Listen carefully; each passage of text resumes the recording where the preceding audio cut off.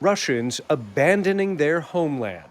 Russian President Vladimir Putin's order to conscript men to fight in his war in Ukraine has created an exodus of Russian draft dodgers. They line up daily here in neighboring Kazakhstan to register with the local authorities. The Kazakh government says more than 200,000 Russians fled to this country in less than 2 weeks. Yes, we ran away from Russia. Vadim and Alexei fled Moscow last week to escape the draft. We don't want this war, and we not recognize Position of our government. position, our government. Many of Russia's land borders choked for weeks with long lines as citizens run for the exits. Draft dodgers traveling by land wait days in line or pay big money for scarce plane tickets to escape. And that's just the first step. Every day, more Russians arrive at this train station in Almaty with their backpacks, and they all tell you the same thing.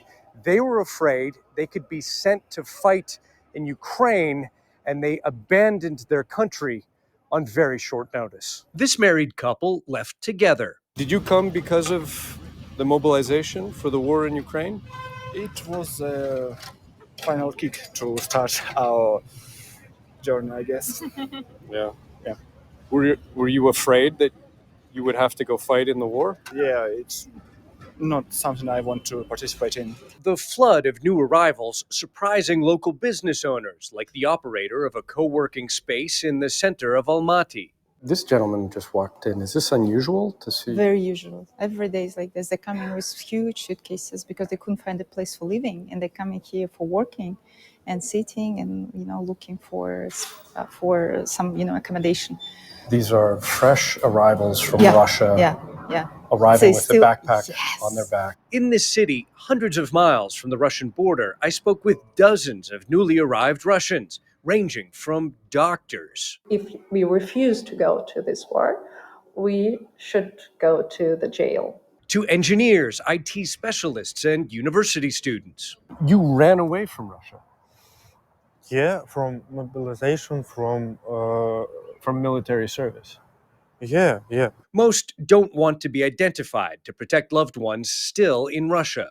How can I take part in the war without a wish to win this war? This man says Putin's draft left him no other choice but to flee the country, leaving his wife and child behind. We do not trust our government.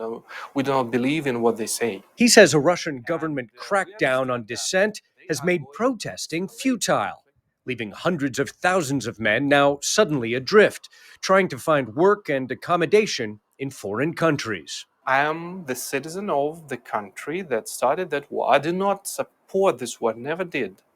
But somehow I'm still connected with the state because of my passport. And I am at the same time a refugee and the aggressor. Russians on the run, sharing a collective sense of hopelessness and guilt over the destruction caused by their government.